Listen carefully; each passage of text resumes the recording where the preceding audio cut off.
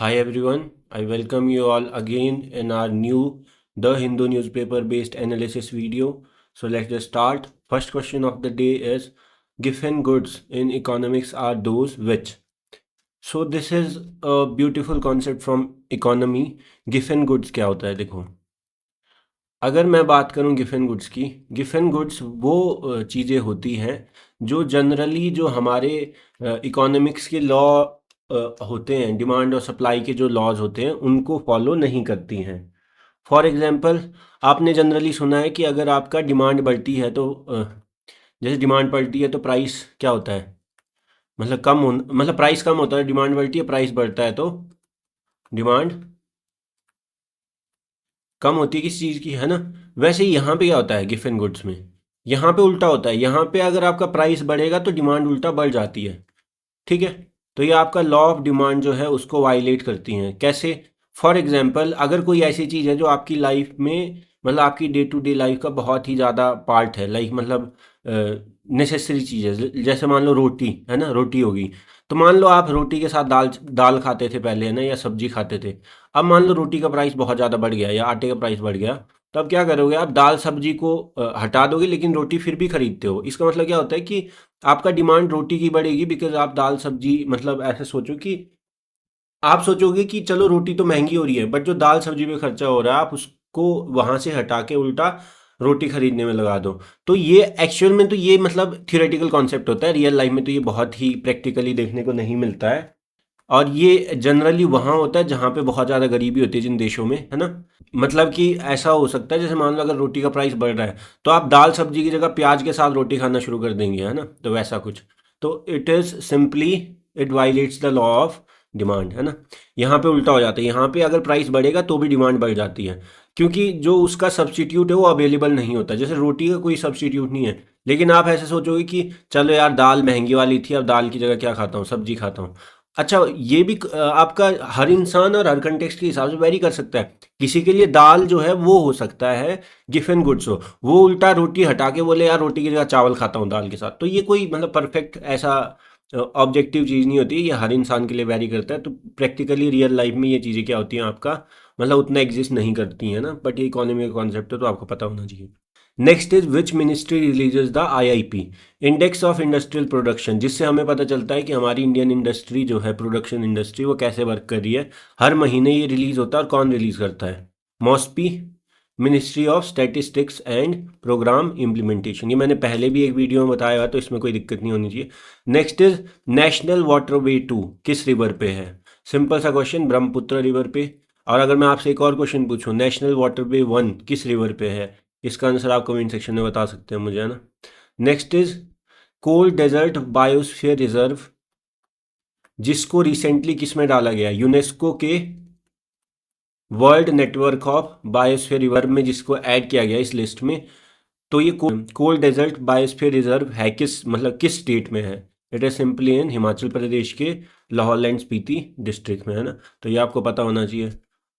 Next आगे चलते हैं। Which two sites were recently added as Ramsar sites? Ramsar sites आपको पता ही है, वेटलैंड साइट्स, जिनका कंजर्वेशन और ये सब चीज़ों के लिए आपका रामसर कन्वेंशन है ना, फॉर वेटलैंड साइट्स।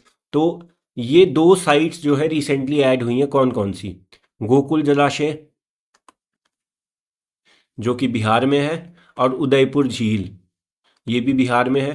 तो ये दोनों साइट्स रिसेंटली किस में ऐड हुई हैं? आपका रामसर साइट्स में ऐड हुई हैं, इंडिया की। और टोटल इंडिया की टोटल साइट्स कितनी हो चुकी हैं रामसर में? 93 एज ऑफ टुडे, है ना, सितंबर 30 2025। कितनी टोटल साइट्स हो गई हैं? 93, है ना। तो सी ऑप्शन, गोकुल जलाशय बिहार एंड उदयपुर झील Bihar. Next is the Ramsar convention. तो अभी अभी जो मैंने ऊपर बोला, Ramsar convention for wetland sites, है ना, रामसर साइट्स। वो रामसर नाम क्यों पड़ा? बिकॉज ये 1971 में जो ये कन्वेंशन हुआ था, ये साइन हुआ था रामसर में। और रामसर जो है आपका ईरान में एक सिटी है ना। तो उसके नाम पे ये कन्वेंशन है। तो आपको पता होना चाहिए कि रामसर जो है was signed in which country, Ramsar convention. तो was signed in which country? Iran में। ईरान की ही रामसर सिटी में, इसी के ऊपर इसका नाम भी है, Ramsar convention for wetland sites, है ना। Next is which of the following correctly distinguish CRR and SLR in India? तो आपको पता है ये CRR कैश रिजर्व रेशो, और SLR मतलब स्टैट्यूटरी लिक्विडिटी रेशो, है ना। ये आपको पता है, जैसे बैंक के पास कोई भी डिपॉजिट जाता है तो उसका जो थोड़ा मतलब शुरू में 2-3-4% जितना भी, अभी जैसे 4% के हिसाब से बैंक को क्या करना पड़ता है, आरबीआई के पास जमा करना पड़ता है एज अ मतलब बफर सेफ्टी। आरबीआई इस पे कोई इंटरेस्ट पे नहीं करता, आरबीआई इसका यूज़ करता है आपका बैंक जो भी मार्केट में मनी सप्लाई और इंटरेस्ट रेट रेगुलेट करने में इसका यूज़ करता है ना। रेपो रेट और इसके थ्रू, मतलब जनरली इसको नहीं यूज़ करता but still it can be used. CRR अगर बढ़ा दिया जाए तो ज़्यादा पैसा लॉक हो जाता है बैंक का, है ना। तो सीआरआर क्या होता है, कैश रिजर्व रेशो, जिसको आपको ये वाली चीज़ों को इनको क्या करना पड़ता है, आरबीआई के पास मेंटेन करना पड़ता है, आपके जो बैंक्स होते हैं कमर्शियल बैंक्स।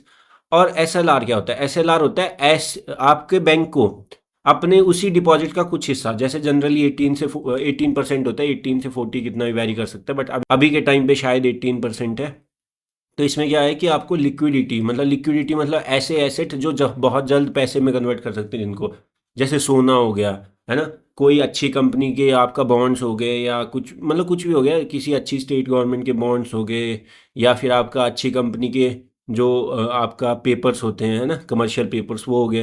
तो ये सारी चीज़ें आपको रखनी पड़ती हैं, लिक्विडिटी मतलब जिनकी लिक्विडिटी बहुत ज़्यादा है, जैसे गोल्ड हो गया, ये सारी चीज़ें हैं ना। तो आपका या कैश ही हो गया, ये भी हाईली लिक्विड होता है कैश भी। तो 18% ये आपको, लेकिन ये बैंक आरबीआई के पास नहीं रखता, ये बैंक को अपने पास रखना पड़ता है ना, एसएलआर। तो ये यूज़ क्यों होते हैं, ये जनरली होते हैं इंटरेस्ट रेट और ये सब चीज़ें मैनेज करने, और साथ ही साथ मेन जो होता है दैट इज़, अगर कभी गलती से बैंक रन हो जाए, एकदम से कुछ अफवाह फैल जाए मतलब मार्केट में कि ये बैंक बंद होने वाला है, तो लोग कैसे आते हैं, पैसे निकालने आते हैं, तो उस टाइम पे कमी ना हो पैसों की, है ना।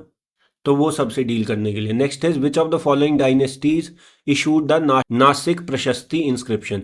तो नासिक प्रशस्ति आपको पता होना चाहिए, सातवाहना एम्पायर जो था उसका जो रूलर था गौतमी पुत्र सतकर्णी, उसके बारे में है, नासिक में केव में, है ना।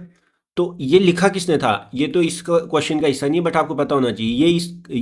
जो इंस्क्रिप्शन था, ये प्रशस्ति जो थी, ये गौतमी पुत्र सतकर्णी की माँ मतलब किसने, बालाश्री गौतमी ने ही लिखा था अपने बेटे के बारे में, है ना।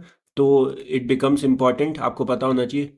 अच्छा, इसका मतलब ये सातवाहना आपको पता था, ये आपका इसमें आपका जैसे नाम जो इनका होता था, अपने नाम के पहले क्या लगाते थे, अपनी माँ का नाम लगाते थे, जैसे गौतमी पुत्र हो गया, है ना।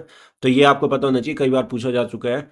तो which of the following dynasties issued the Nashik प्रशस्ति, सातवाहना, क्या, सातवाहना।